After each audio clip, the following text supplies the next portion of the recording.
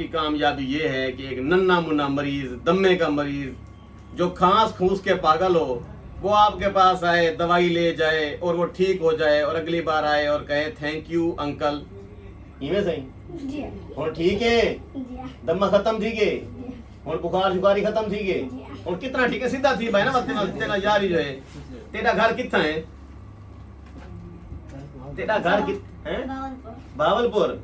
जरण मेरे को आया मैं पहले क्या थी दाई देखूं दम्मा दम्मा आई उन्हें साथ चीज में दाई सा औखा थी में दाई वाल दवाई हुन कितने झाड़े खाए,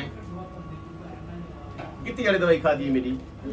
महीना खा दी। हुन आज तबीयत की में है तेरी? बिल्कुल ठीक, उठी खाने तो मेरे कोल आ खाना वाल हुन यारी है मेरे नाल, जी खुश है मेरे होते, जी दुआ करे दा उन्हें मेरे किते कितनी।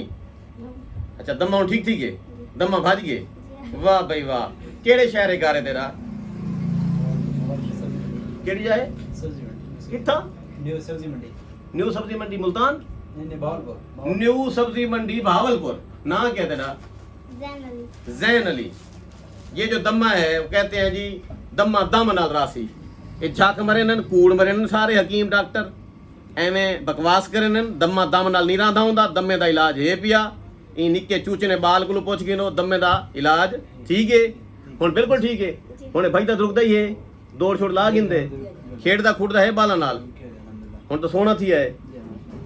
दम्मे का इलाज है जी। ये जो हकीम डॉक्टर इन्होंने एक बात फैलाई है कि दम्मा दम नाल, कोई दम्मा दम से नाल नहीं है, इलाज है इंदा।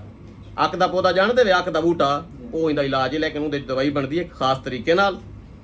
दसा नहीं मिल सकता, जरा दवाई नाल नुकसान थी सकते, उनकी खास मिकदार कोई हकीम पूछना चाहे तो मेरे कोल आवे। दम्मे दा टॉप दा इलाज है मेरे कोल, ठीक है जी। शहजाद हकीम शुजाबाद 0300 7323 082 0309 1749 183।